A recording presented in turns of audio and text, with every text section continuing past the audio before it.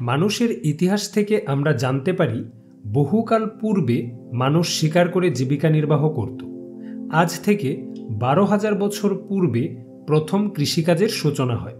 মানুষ যাযাবর থেকে গৃহবাসী হয়, গড়ে ওঠে গ্রাম, নগর, পরিবার গঠিত হয়, আইন সৃষ্টি হয়। অর্থাৎ কৃষি বিপ্লব সংস্কৃতির ব্যাপক উন্নতি ঘটায়। সংস্কৃতির উন্নতির অবস্থাকে বলা হয় সভ্যতা। পৃথিবীর ভিন্ন ভিন্ন স্থানে ভিন্ন ভিন্ন সভ্যতা গড়ে ওঠে। সাধারণত নদীকে কেন্দ্র করে এসব সভ্যতা গড়ে ওঠে, কারণ নদীর তীরের উর্বর ভূমি ছিল চাষাবাদের জন্য অত্যন্ত উপযুক্ত স্থান। নদীর মাছ খাদ্যের চমৎকার উৎস। অর্থাৎ নদীর তীরে গড়ে ওঠে মানুষের প্রথম স্থায়ী আবাস।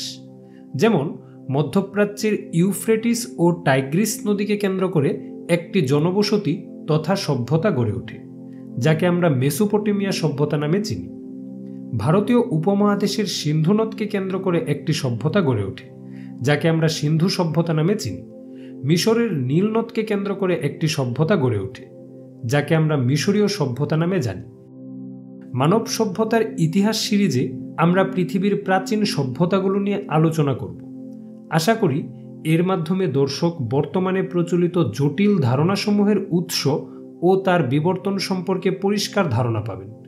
তবে চলুন শুরু করা যাক। প্রস্তর যুগের শেষের দিকে তথা নব্যপ্রস্তর যুগে পৃথিবীর বিভিন্ন স্থানে ছোট বড় মিলিয়ে অনেকগুলো সভ্যতা গড়ে উঠেছিল। তাদের মধ্যে প্রধান 4টি সভ্যতা হল মেসোপটেমিয়া সভ্যতা, মিশরীয় সভ্যতা, সিন্ধু সভ্যতা ও চৈনিক সভ্যতা। সমসাময়িক বা তৎপরবর্তী অন্যান্য সভ্যতার মধ্যে রয়েছে গ্রিক সভ্যতা, রোমান সভ্যতা, ফিনিশীয় সভ্যতা, মায়া সভ্যতা, অ্যাজটেক সভ্যতা, ইনকা সভ্যতা ইত্যাদি। চলুন প্রধান 4টি সভ্যতা সম্পর্কে জেনে নিই। মেসোপটেমিয়া সভ্যতা। মধ্যপ্রাচ্যের গুরুত্বপূর্ণ দুটি নদী ইউফ্রেটিস ও টাইগ্রিস। বর্তমান ইরাকের বেশিরভাগ এলাকা, ইরান, সিরিয়া এবং তুরস্কের কিছু অংশ ছিল নদী দুইটির অববাহিকা অঞ্চল। পলির কারণে অত্যন্ত উর্বর এই স্থান কৃষিকাজের জন্য ছিল বেশ উপযোগী। নদীতে মাছও ছিল প্রচুর। অর্থাৎ সদ্য কৃষিকাজ শেখা মানুষগুলোর জন্য বসবাসের জন্য স্থানটি ছিল বেশ চমৎকার। ফলে বিভিন্ন স্থান থেকে মানব গোষ্ঠী এখানে এসে বসতি গড়ে তোলে। মানব ইতিহাসের প্রথম স্থায়ী আবাস গড়ে ওঠে। গ্রিকরা এই অঞ্চলের নামকরণ করেছিল মেসোপটেমিয়া, যার অর্থ 2 নদীর মধ্যবর্তী অঞ্চল। মেসো অর্থ 2 এবং পটেমিয়া অর্থ নদী। এই মেসোপটেমিয়া অঞ্চলের মানুষগুলোই পৃথিবীর ইতিহাসে সর্বপ্রথম সভ্যতা গড়ে তুলেছিল, যাকে আমরা মেসোপটেমিয়া সভ্যতা নামে চিনি। বেবিলনীয়, অসিরীয়, সুমেরীয়, কেলিডীয় প্রভৃতি জাতির দীর্ঘদিনের অবদানে জন্ম হয় এই সভ্যতার। সভ্যতার আঁতুড়ঘর বলা হয় একে, কারণ অন্য সব সভ্যতার উদ্ভব এই মেসোপটেমিয়া সভ্যতা থেকেই হয়েছিল। তো কেমন ছিল মানব ইতিহাসের প্রথম সভ্যতা? মানুষ কেন ও কিভাবে সভ্যতাটি গড়ে তুলেছিল? তারা বিজ্ঞান ও প্রযুক্তিতে কতটুকু উন্নতি করতে পেরেছিল? উৎসুক মনে এরূপ অসংখ্য প্রশ্ন জাগা খুবই স্বাভাবিক। আর এসব প্রশ্নের উত্তর দিতেই আমাদের আজকের নিবেদন মেসোপটেমিয়া সভ্যতা। সভ্যতার পর্যায়।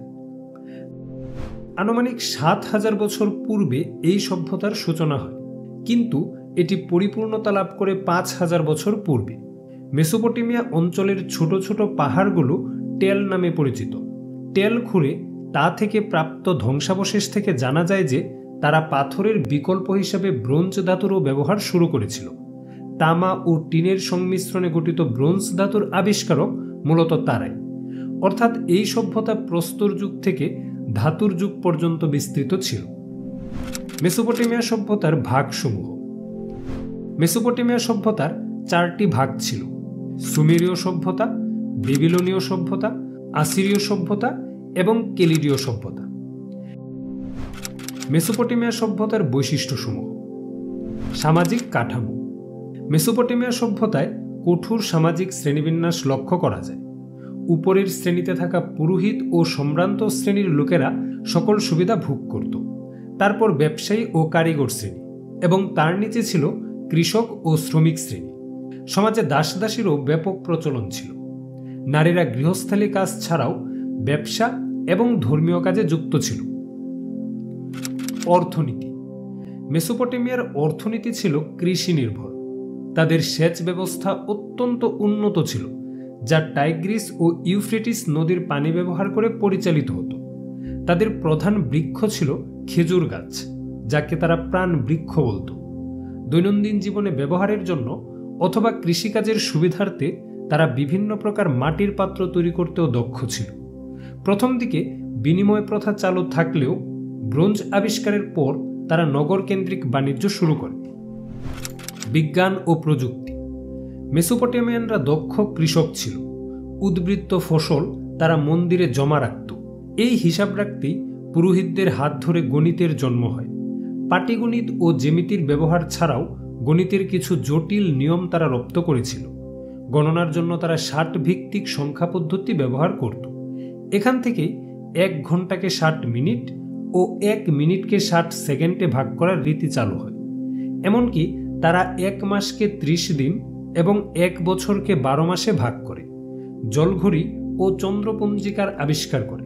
মেসোপটেমিয়ানদের মধ্যে এসিরীয়রা বৃত্তকে 360 ডিগ্রিতে ভাগ করে, পৃথিবীকে অক্ষাংশ ও দ্রাঘিমাংশে ভাগ করে। কেলোডীয়রা সপ্তাহকে 7 দিন এবং প্রতিদিনকে 12 জোড়া ঘন্টায় ভাগ করার পদ্ধতি আবিষ্কার করে। তারা 12টি নক্ষত্রপুঞ্জের সন্ধান পান, যা থেকে পরবর্তীতে 12টি রাশিচক্রের সৃষ্টি হয়। এদিকে সুমেরীয়রা চাকা আবিষ্কার করে, তবে এ চাকা যাতায়াতের জন্য নয়। এটি সেচ ব্যবস্থা, খাল খনন, দালান নির্মাণের মতো গুরুত্বপূর্ণ কাজগুলো আরও সহজে ও কম সময়ে সম্পাদনের জন্য ব্যবহৃত হতো।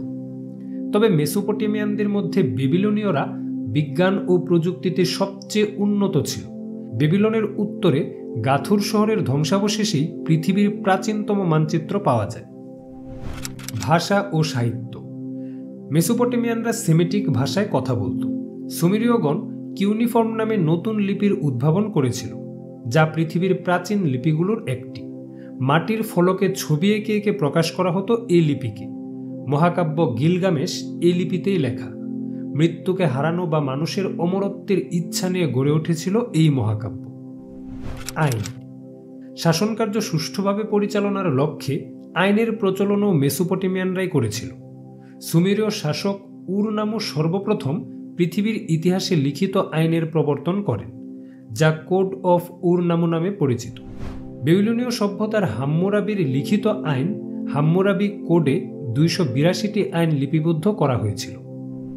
স্থাপত্য ও শিল্প। মেসোপটেমিয়ানরা ইট ও কাদার ব্যবহার জানত। তাদের শিল্পকর্ম ও ভাস্কর্যের মধ্যে ছিল দেবদেবী ও রাজাদের মূর্তি। জিগুরাট ছিল স্থাপত্যশৈলীর অনন্য নিদর্শন। কেলোডীয় সভ্যতার স্থপতি সম্রাট নেবুচাদনেজার সম্রাজ্ঞীকে খুশি করার উদ্দেশ্যে বেবিলনের শূন্য উদ্যান নির্মাণ করেছিলেন, যা পৃথিবীর প্রাচীন সপ্তাশ্চর্যের একটি। ধর্ম ও দর্শন। মেসোপটেমিয়ানরা বহু ঈশ্বরে বিশ্বাসী ছিল। জিগুরাট নামে পিরামিড আকৃতির মন্দিরে তারা দেবতার উপাসনা করত। তারা বিশ্বাস করত পৃথিবী খোলা জায়গায় অবস্থিত একটি গোলাকার চ্যাপ্টা চাকতি। এর উপরে স্বর্গ এবং নিচে নরক রয়েছে। পৃথিবীর চারদিকে রয়েছে জল। অবশ্য পরবর্তীতে তারা বুঝতে পেরেছিল পৃথিবী গোলাকৃতির। তারা বিশ্বাস করত মৃত্যুর পর আত্মা একটি অন্ধকার জগতে প্রবেশ করে। শেষ পরিণতি। কোনো প্রাকৃতিক সুরক্ষা না থাকায় মেসোপটেমিয়ানদের বারবার বিদেশি আক্রমণের শিকার হতে হয়েছিল। বহিঃশত্রুর আক্রমণ, জলবায়ুর পরিবর্তন এবং অভ্যন্তরীণ অস্থিরতার কারণে মেসোপটেমিয়া সভ্যতার পতন ঘটেছিল। খ্রিস্টপূর্ব 150 অব্দ পর্যন্ত এ অঞ্চলটি পার্সিয়ানদের নিয়ন্ত্রণে ছিল। তারপর রোমান, তারপর আবার পার্সিয়ানদের নিয়ন্ত্রণে আসে। 7ম শতকে মুসলিম শাসন শুরু হলে অঞ্চলটির নামকরণ করা হয় ইরাক। মেসোপটেমিয়ানদের অবদান। হিংস্র পশু ও বন্য শুয়োরের আক্রমণে মেসোপটেমিয়ানদের জীবন ও ফসলের ক্ষতি হতো। প্রাকৃতিক দুর্যোগ, যেমন বন্যায় প্রায়ই ভাসিয়ে নিয়ে যেত তাদের ঘরবাড়ি, গৃহপালিত পশু। তবুও তারা টিকে থেকেছে, মানব সভ্যতাকে এগিয়ে নিয়ে গিয়েছে। পৃথিবীর প্রথম লিখন পদ্ধতি, প্রথম আইন সংহিতা, নগর পরিকল্পনা এবং সেচ ব্যবস্থার উন্নতি, জ্যোতির্বিদ্যা এবং গণিতের বিকাশ মেসোপটেমিয়ানদের হাত ধরেই হয়েছিল। মানব সমাজকে বর্তমান অবস্থায় নিয়ে আসার জন্য মেসোপটেমিয়ানদের এইসব আবিষ্কার অপরিহার্য ছিল। তাদের আবিষ্কার আমাদের বর্তমান সভ্যতার ভিত্তি রচনা করেছে। ইতিহাস তাদের কখনো ভুলবে না। যা হোক, সংক্ষিপ্ত পরিসরে এই ছিল লিখন পদ্ধতি, জ্যোতির্বিজ্ঞান, আইন তথা সভ্যতার জন্মকথা। আফ্রিকা মহাদেশের অত্যন্ত গুরুত্বপূর্ণ একটি নদ নীল নদ। এটি ভিক্টোরিয়া হ্রদ থেকে উৎপন্ন হয়ে বিভিন্ন দেশ হয়ে ভূমধ্যসাগরে এসে পতিত হয়েছে। নীল নদ না থাকলে আফ্রিকা মরুভূমিতে পরিণত হতো। এর মূল অববাহিকা ইজিপ্ট বা মিশর। তাই তো ইতিহাসের জনক হেরোডোটাস বলেছিলেন, মিশর নীল নদের দান।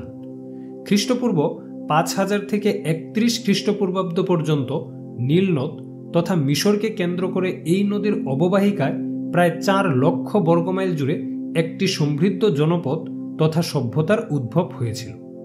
ধর্ম, শিল্প, ভাস্কর্য, লিখন পদ্ধতি, বিজ্ঞান প্রতিটি ক্ষেত্রে এই সভ্যতার মানুষদের অবদান মানব সভ্যতার ইতিহাসে অত্যন্ত গুরুত্বপূর্ণ স্থান দখল করে আছে। সভ্যতাটির নাম মিশরীয় সভ্যতা। মানব সভ্যতার ইতিহাসে বিশেষ অবদান রাখা এই সভ্যতা সম্পর্কে জানাতেই আমাদের আজকের নিবেদন মিশরীয় সভ্যতা। ভৌগোলিক অবস্থান ও সময়। ইজিপ্ট দেশটি এশিয়া ও আফ্রিকা উভয় মহাদেশ জুড়ে অবস্থিত। এর পূর্বে লোহিত সাগর, পশ্চিমে সাহারা মরুভূমি, উত্তরে ভূমধ্যসাগর এবং দক্ষিণে সুদান ও আফ্রিকা মহাদেশের অন্যান্য দেশসমূহ অবস্থিত। মিশরকে কেন্দ্র করেই মিশরীয় সভ্যতার জন্ম হয়েছিল, যার সূচনা হয় 5000 খ্রিস্টপূর্বাব্দের নবপলীয় যুগে। 3200 খ্রিস্টপূর্ব থেকে প্রথম রাজবংশের শাসনামল শুরু হয়।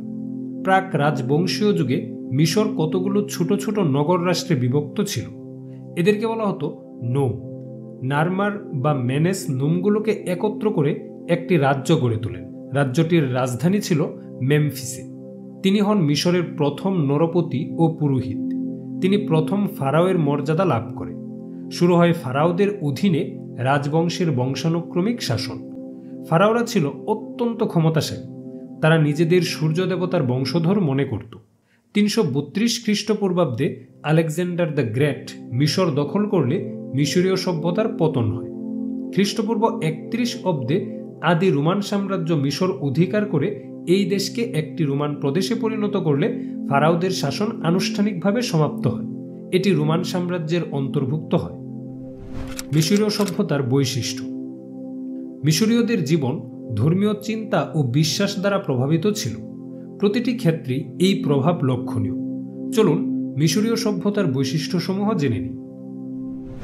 সামাজিক কাঠামো।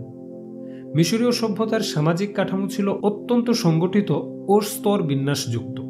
পিরামিড আকৃতির এই কাঠামোর শীর্ষে ছিল শাসক তথা ফারাও এবং তার নিচে ধারাবাহিকভাবে পুরোহিত, উচ্চপদস্থ প্রশাসক এবং অভিজাত, লেখক, সৈন্য, কারিগর এবং শিল্পী, কৃষক এবং সবার নিচে দাস। প্রতিটি স্তরের মানুষ নির্দিষ্ট দায়িত্ব ও ভূমিকা পালন করত।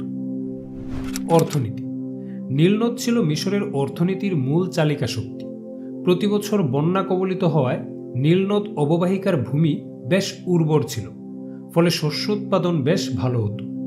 গম, যব, তুলা, পেঁয়াজ, পিচফল ইত্যাদি ছিল তাদের প্রধান শস্য। ব্যবসা বাণিজ্যেও তারা যথেষ্ট অগ্রগামী ছিল। গম, লিনেন কাপড়, মাটির পাত্র ইত্যাদি তারা ক্রিট দ্বীপ, ফিনিশিয়া, ফিলিস্তিন ও সিরিয়ায় রপ্তানি করত।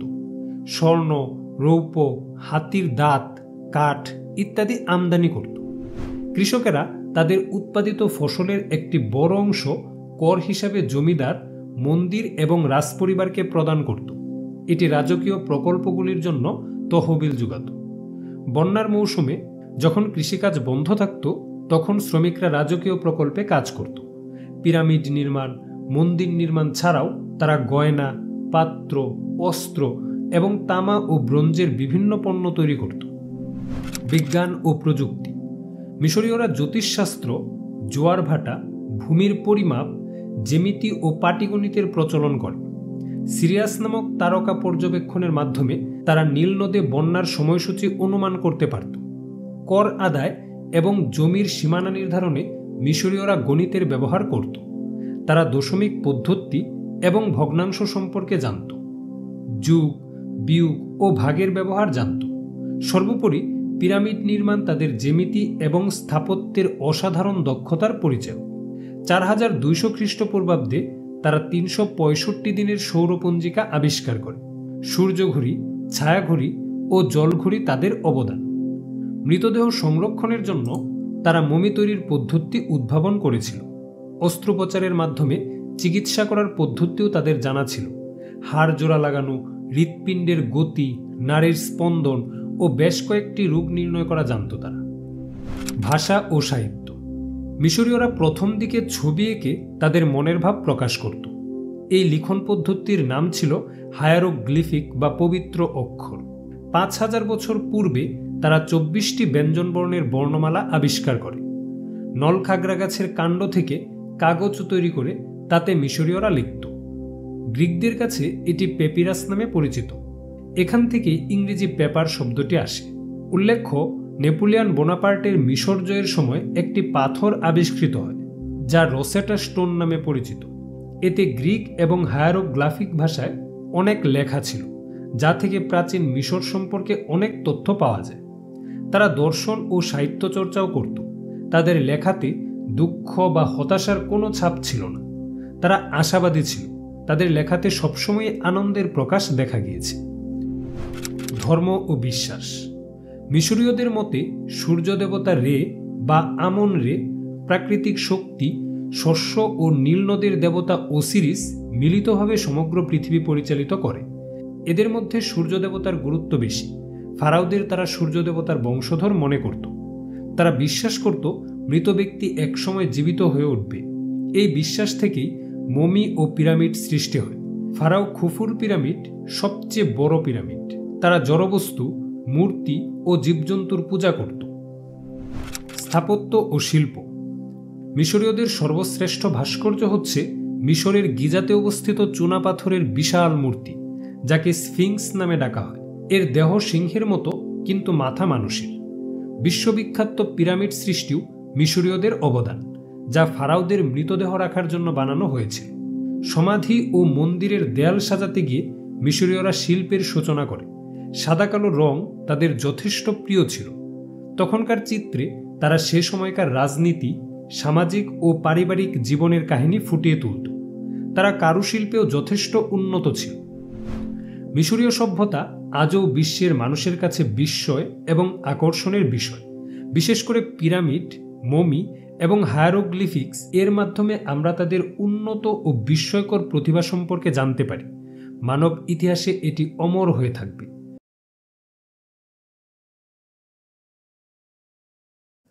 ভারতীয় উপমহাদেশের পশ্চিমাঞ্চলে অবস্থিত সিন্ধু নদকে কেন্দ্র করে খ্রিস্টপূর্ব 3300 থেকে 1300 খ্রিস্টপূর্বাব্দে যে সভ্যতা গড়ে উঠেছিল তাকেই ইতিহাসে সিন্ধু সভ্যতা নামে ডাকা হয়।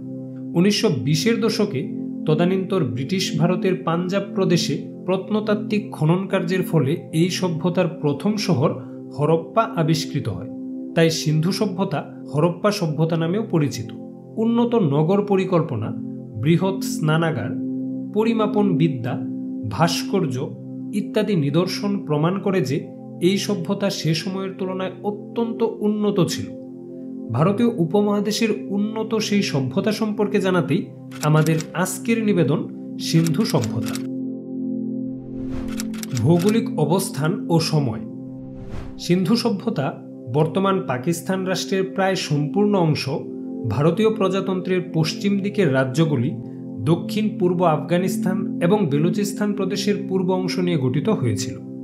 প্রধান শহরগুলোর মধ্যে হরপ্পা পাকিস্তানের পাঞ্জাব প্রদেশের শাহিওয়াল জেলায় এবং মহেঞ্জোদারো সিন্ধু প্রদেশের লারকানা জেলায় অবস্থিত। সিন্ধু সভ্যতার মোট ক্ষেত্রফল 12,60,000 বর্গ কিলোমিটার এবং জনসংখ্যা 50 লক্ষেরও বেশি ছিল। ভারতের মূল নিবাসী দ্রাবিড়দের হাত ধরেই গড়ে উঠেছিল এই সভ্যতা। এই সভ্যতায় লৌহের ব্যবহার না থাকায় এটি অনুমান করা যায় যে লৌহযুগের পূর্বেই সভ্যতাটি ধ্বংস হয়ে যায়, অর্থাৎ এটি ছিল ব্রোঞ্জ যুগের সভ্যতা। সিন্ধু সভ্যতার বৈশিষ্ট্য। উন্নত নগর ব্যবস্থা। সিন্ধু সভ্যতা প্রাচীন বিশ্বের প্রথম বৃহৎ নগর সভ্যতাগুলোর একটি। প্রধান শহরগুলো তথা হরপ্পা, মহেঞ্জোদারো ইত্যাদি পরিকল্পিতভাবে নির্মিত ছিল।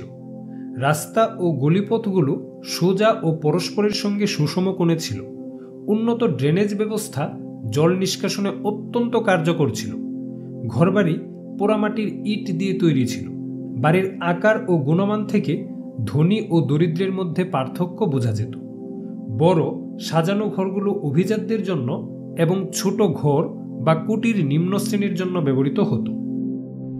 সামাজিক কাঠামো। সিন্ধু সভ্যতার লোকেরা বিভিন্ন পেশায় নিয়োজিত ছিল, যেমন শাসক, পুরোহিত, কারিগর, কৃষক ইত্যাদি। পেশা অনুযায়ী সমাজে বিভিন্ন শ্রেণী ছিল। শাসক ও পুরোহিতরা ছিল সবার উপরে, আর কৃষক, শ্রমিক ও দাসরা ছিল সবার নিচের শ্রেণীতে। সিন্ধু সভ্যতায় নারীরা সন্তান পালন, গৃহস্থালির কাজ এবং বস্ত্র নির্মাণে নিযুক্ত ছিলেন। সমাজে নারীদের অবস্থাও মোটামুটি ভালো ছিল। অর্থনীতি। সিন্ধু সভ্যতার লোকেরা গম, যব, তুলা ইত্যাদির চাষ করত। এছাড়া খেজুর, বদরি, আনারস ও আঙ্গুর উৎপাদন করত। কার্পাসের চাষও ভালো হতো। তারা নদীর পানি ব্যবহার করে সেচ ব্যবস্থা পরিচালনা করত। কৃষিজ যন্ত্রপাতি যেমন লাঙলের ব্যবহার করত। গরু, ছাগল, মহিষ ইত্যাদি পালন করত। মেসোপটেমিয়া, পারস্য ও মধ্য এশিয়ার সঙ্গে সিন্ধু সভ্যতার লোকেরা বাণিজ্য করত। বাণিজ্যের প্রধান পণ্য ছিল তুলা, তামা, লোহা, মশলা, শস্য ও সিলমোহর। সিলমোহরগুলোতে পশু ও দেবতার প্রতীক খোদাই করা থাকত এবং এগুলো বাণিজ্যের প্রমাণ বহন করত। বিজ্ঞান ও প্রযুক্তি। সিন্ধু সভ্যতার মানুষ প্রকৌশল, নির্মাণ, জল ব্যবস্থাপনা, ওজন ও পরিমাপের মতো ক্ষেত্রে চমৎকার দক্ষতা দেখিয়েছিলেন। এদের মধ্যে সবচেয়ে উল্লেখযোগ্য অবদান হচ্ছে একক ওজন ও পরিমাপ ব্যবস্থার উদ্ভাবন। তারা ব্রোঞ্জের দাড়িপাল্লা, বিভিন্ন আকৃতির বাটখারা, স্কেল ইত্যাদি ব্যবহার করত। দৈনন্দিন কাজ ও বাণিজ্যের জন্য তারা এই পরিমাপন বিদ্যা ব্যবহার করত। তারা কাঠের তৈরি চাকা ও গাড়ি ব্যবহার করত, যা পরিবহন ব্যবস্থার উন্নতির প্রমাণ। সিন্ধু নদী ও তার শাখা নদীগুলোতে বাণিজ্যের জন্য নৌকা ব্যবহার করা হতো। স্থাপত্য ও শিল্প। সিন্ধু সভ্যতায় প্রচুর পরিমাণে সিলমোহর পাওয়া গেছে। সিলমোহরগুলোতে পশু পাখি, দেবতা এবং দৈনন্দিন জীবনের চিত্র অঙ্কিত রয়েছে। এগুলো সম্ভবত বাণিজ্যিক বা ধর্মীয় উদ্দেশ্যে ব্যবহার করা হতো। কিছু সিলমোহরে পশুপতি মূর্তির মতো প্রতীক পাওয়া যায়, যা তাদের ধর্মীয় এবং সাংস্কৃতিক বিশ্বাসের অংশ হতে পারে। সিলমোহর ছাড়াও নৃত্যরত নারী মূর্তি, পুতুল, স্বর্ণ, রূপা, পাথর ও মাটির গয়না, ধাতব শিল্প যেমন তামা ও ব্রোঞ্জের তৈরি ছুরি, খুর, কুঠার, কাস্তে, পাথরের কাজ, টেরাকোটা মূর্তি, কুমারের চাক, হাতির দাঁত ও হাড়ের তৈরি চিরুনি ও সূচ ইত্যাদি সিন্ধু সভ্যতার উন্নত শিল্পের পরিচয় বহন করে। ধর্ম ও দর্শন। সিন্ধু সভ্যতার মানুষ প্রকৃতিকে পূজা করত। বৃষ্টি, নদী, গাছপালা এবং পশু পাখি তাদের ধর্মীয় জীবনের অংশ ছিল। দেবতা, পশু সংবলিত সিলমোহর ঈশ্বর ও প্রাণীদের পূজা করার ইঙ্গিত বহন করে। মাতৃদেবীর মূর্তিকে তারা প্রজননশীলতা এবং উর্বরতার প্রতীক রূপে পূজা করত। মহেঞ্জোদারোর একটি সিলমোহরে শিংযুক্ত মুকুট পরা এবং যোগাসনে বসা একজন দেবতার চিত্র পাওয়া গেছে, যাকে পশুপতি বলা হয়। এটি যোগ এবং ধ্যানের প্রাচীন ধারণার সূচনা নির্দেশ করে। বৃহৎ স্নানাগার পবিত্র স্নানের মাধ্যমে শুদ্ধি অর্জনের ধারণা প্রকাশ করে। সমাধিস্থলে মৃতদেহের সঙ্গে বিভিন্ন সরঞ্জাম, অলঙ্কার এবং খাদ্য ইঙ্গিত দেয় যে তারা পরকালে বিশ্বাস করত। এসব ধারণাই পরবর্তীতে প্রাচীন ভারতে দর্শনের মূল ভিত্তি হয়ে ওঠে। তবে তাদের মন্দির ছিল এরকম কোনো প্রমাণ পাওয়া যায়নি। ভাষা ও সাহিত্য। সিন্ধু সভ্যতার ভাষা ছোট ছোট চিহ্ন এবং প্রতীক দিয়ে গঠিত ছিল। এ সভ্যতার কিছু লিখিত নিদর্শন পাওয়া গেলেও সেগুলো পুরোপুরি পাঠোদ্ধার করা সম্ভব হয়নি। শেষ পরিণতি। সিন্ধু সভ্যতা ধ্বংসের পেছনে একক কোনো কারণ ছিল না। গবেষকদের ধারণা সিন্ধু নদের গতিপথ পরিবর্তন, বন্যা, খরা, জলবায়ুর পরিবর্তন অভ্যন্তরীণ কোন্দল, বাণিজ্য বন্ধ হয়ে যাওয়া, মহামারী ইত্যাদি সমস্যার সমন্বিত ফলাফল সিন্ধু সভ্যতার পতন। তবে সুনির্দিষ্ট কারণ এখনও জানা যায়নি। উপরিউক্ত আলোচনা থেকে এটি স্পষ্ট যে সিন্ধু সভ্যতায় বর্তমান ভারতীয় দর্শনের ভিত্তি রচনা করেছিল, যা পরবর্তীতে আর্যদের মাধ্যমে পরিপূর্ণ হয়। নগর পরিকল্পনা, পরিমাপন বিদ্যা, ধর্ম ও বিশ্বাস ইত্যাদির কারণে ইতিহাস তাদের কখনোই ভুলবে না। প্রায় ৫,০০০ বছর পূর্বে পূর্ব এশিয়ার বিস্তীর্ণ অঞ্চল জুড়ে প্রধানত হুয়াংহো এবং ইয়াংজি নদী উপত্যকায় যে সভ্যতা গড়ে উঠেছিল তাই ইতিহাসে চৈনিক সভ্যতা নামে পরিচিত। এটি মানব ইতিহাসের অন্যতম প্রাচীন, সমৃদ্ধ ও ধারাবাহিকভাবে বিকশিত একটি সভ্যতা, যা আজকের আধুনিক চীনের ভিত্তি স্থাপন করেছিল। বিভিন্ন সাংস্কৃতিক, সামাজিক, রাজনৈতিক এবং প্রযুক্তিগত উদ্ভাবনের জন্য বিখ্যাত এই সভ্যতা সম্পর্কে বিস্তারিত জানাতেই আমাদের আজকের নিবেদন চৈনিক সভ্যতা। চৈনিক সভ্যতার পর্যায়। পাহাড় ও মরুভূমি দ্বারা সুরক্ষিত হওয়ায় চৈনিক সভ্যতা ধারাবাহিকভাবে বিকশিত হওয়ার সুযোগ পায়। অন্যান্য সভ্যতার মতো বাইরের কোনো শত্রু দ্বারা আক্রান্ত হয় না। চৈনিক সভ্যতার প্রধান রাজবংশগুলো যাদের অধীনে এই সভ্যতা বিকশিত হয়েছে তারা হল শিয়া রাজবংশ। এটি প্রাচীনতম রাজবংশ, যার অস্তিত্ব সম্পর্কে কিছুটা বিতর্ক রয়েছে।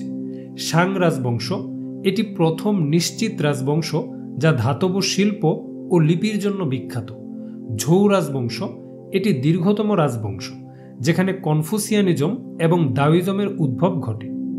চীন রাজবংশ, এই রাজবংশের আমলে চীনের প্রাচীর নির্মিত হয়। হান রাজবংশ, সংস্কৃতি, বিজ্ঞান এবং রেশমপথের বিকাশ এই রাজবংশের আমলেই হয়। চৈনিক সভ্যতার বৈশিষ্ট্য। সামাজিক কাঠামো। চৈনিক সমাজ ছিল একটি সুস্পষ্ট শ্রেণীবিন্যাস কেন্দ্রিক সমাজ। শ্রেণীগুলো হল সম্রাট, পণ্ডিত ও প্রশাসক, কৃষক, কারিগর, ব্যবসায়ী, শ্রমিক, দাস ইত্যাদি। পরিবারে পুরুষদের প্রাধান্য ছিল। সমাজ ছিল পরিবার কেন্দ্রিক। চীনা সমাজে পরিবার এবং পূর্বপুরুষ পূজা অত্যন্ত গুরুত্বপূর্ণ ছিল। নারীরা প্রথমে পিতার, পরে স্বামীর এবং সবশেষে পুত্রের অধীনে থাকতেন। প্রশাসন। চীনা শাসনের ভিত্তি ছিল ম্যান্ডেট অফ হেভেন, যা শাসককে শাসন করার নৈতিক অধিকার প্রদান করত। চীনা শাসকরা শক্তিশালী সামরিক বাহিনী এবং কৌশলগত নির্মাণে দক্ষ ছিল। The great wall of China থেকে আমরা সহজেই তার অনুমান পাই। অর্থনীতি ও বাণিজ্য। চৈনিক সভ্যতায় অর্থনীতির মূল ভিত্তি ছিল কৃষিকাজ। তারা ধান, গম এবং অন্যান্য শস্য উৎপাদন করত। রেশমপথের মাধ্যমে চীন মধ্যপ্রাচ্য ও ইউরোপের সাথে যুক্ত ছিল, ফলে তারা আন্তর্জাতিক বাণিজ্যেও বেশ এগিয়ে ছিল। ধর্ম ও দর্শন। চৈনিক সভ্যতা বিভিন্ন ধর্মীয় বিশ্বাস এবং দর্শনশাস্ত্রের জন্য প্রসিদ্ধ। উল্লেখযোগ্য কয়েকটি মতবাদ হল কনফুসিয়ানিজম। চীনের প্রাচীন দার্শনিক কনফুসিয়াস দ্বারা প্রবর্তিত চীনের প্রাচীন সমাজ ব্যবস্থার অন্যতম মূল ভিত্তি কনফুসিয়ানিজম। এটি পরবর্তী সময়ে পূর্ব এশিয়ার বিভিন্ন দেশে প্রভাব ফেলেছিল। কনফুসিয়ানিজম ব্যক্তিগত নৈতিকতা, সামাজিক শৃঙ্খলা এবং রাজনৈতিক স্থিতিশীলতাকে গুরুত্ব দেয়। এর মূল লক্ষ্য হল ব্যক্তি, পরিবার এবং সমাজে শান্তি ও সম্প্রীতি প্রতিষ্ঠা করা। কনফুসিয়ানিজম 5টি প্রধান নীতির উপর ভিত্তি করে গড়ে উঠেছে, যথা রেন তথা মানবিকতা, দয়া এবং অন্যদের প্রতি সম্মান, লি তথা আচার অনুষ্ঠান, শিষ্টাচার এবং সামাজিক শৃঙ্খলা, ই তথা নৈতিকতা এবং সঠিক কাজ করার নীতি, ঝি তথা জ্ঞান এবং জ্ঞান অর্জনের প্রতি শ্রদ্ধা, সিন তথা সততা এবং বিশ্বস্ততা। দাওয়িজম বা তাওবাদ। দাও শব্দের অর্থ পথ বা নীতিগত পথ, যা বিশ্ব এবং জীবনের মৌলিক শৃঙ্খলাকে নির্দেশ করে। এটি প্রধানত লাওজি নামে পরিচিত দার্শনিকের রচনা দাও দে জিংয়ের উপর ভিত্তি করে বিকশিত হয়েছে। এটি প্রকৃতির সঙ্গে সামঞ্জস্য রেখে জীবনের অর্থ খুঁজে পাওয়ার উপর জোর দেয়। বৌদ্ধ ধর্ম। বৌদ্ধ ধর্মের প্রচারক গৌতম সিদ্ধার্থ ভারতীয় উপমহাদেশের হলেও এটি চীনা সংস্কৃতির সঙ্গে মিশে গিয়েছে। এগুলো ছাড়াও প্রাচীন চীনা ধর্মের অনুসারীরা প্রকৃতির উপাসনা পূর্বপুরুষ পূজা করত। আর এসব মিলিয়ে চৈনিক সভ্যতা ধর্মীয় বিশ্বাসে বেশ উন্নত ছিল। বিজ্ঞান ও প্রযুক্তি। চৈনিক সভ্যতা বিজ্ঞান ও প্রযুক্তিতেও বেশ উন্নত ছিল। উদাহরণস্বরূপ হান রাজবংশের আমলে কাগজ আবিষ্কার হয়েছিল। ছাপাখানার উন্নয়ন জ্ঞান সংরক্ষণ ও প্রচারে বিপ্লব এনেছিল। কম্পাস নৌবাণিজ্যকে সহজতর করেছিল। গান পাউডার সামরিক ক্ষেত্রে বৈপ্লবিক পরিবর্তন এনে দিয়েছিল। সময় পরিমাপের জন্য চীনারা জলঘড়ি এবং সূর্যঘড়ির ব্যবহারও রপ্ত করেছিল। স্থাপত্য ও শিল্প। চীনারা প্রকৃতি এবং মানুষের সঙ্গে সামঞ্জস্যপূর্ণ শিল্পের জন্য বেশ পরিচিত। প্রতিরক্ষা ও সামরিক উদ্দেশ্যে তৈরি চীনের মহাপ্রাচীর বিশ্বের অন্যতম বৃহৎ স্থাপনা। বিশ্বের দীর্ঘতম কৃত্রিম জলপথ গ্র্যান্ড ক্যানেল চীনাদেরই কীর্তি। এছাড়া রাজপ্রাসাদ, মন্দির এবং পেগোডা চীনা স্থাপত্যের অনন্য নিদর্শন। তারা ঐতিহ্যবাহী বাদ্যযন্ত্র এবং ধর্মীয় নৃত্যের চর্চা করত। ভাষা ও সাহিত্য। বিশ্বের সবচেয়ে পুরনো চৈনিক লিপি আজও ব্যবহৃত স্ক্রিপ্ট। কনফুসিয়াসের লেখা অ্যানালেক্টস, দাওইজমের লেখা দাও দে জিং, সানজুর দ্য আর্ট অফ ওয়ার চীনা সাহিত্যের অমর সৃষ্টি। সবশেষে বলা যায় যে চৈনিক সভ্যতা ইতিহাসের সবচেয়ে প্রভাবশালী সভ্যতাগুলোর একটি। এটি বিশ্বের বিভিন্ন অঞ্চলে শিল্প, সংস্কৃতি এবং প্রযুক্তি ছড়িয়ে দিয়েছে। তাই একথা বাড়িয়ে বলা হবে না যে এটি শুধু চীন নয়, আধুনিক বিশ্ব গঠনে বড় ভূমিকা রেখেছে। যা হোক, প্রধান এই চারটি সভ্যতা ছাড়াও গ্রিক সভ্যতা, রোমান সাম্রাজ্য, মায়া সভ্যতা ইত্যাদি প্রাচীন পৃথিবীতে অন্যতম স্থান দখল করেছিল। এমনকি সেসব সভ্যতার বেশ কিছু নিদর্শন মানব সভ্যতাকে বিকশিত করে এখনও টিকে আছে। পরবর্তীতে আমরা সেসব বিষয় নিয়ে আলোচনা করব। আগ্রহীদের সেই পর্বগুলো দেখার আমন্ত্রণ জানিয়ে এই পর্ব এখানেই শেষ করছি। ধন্যবাদ।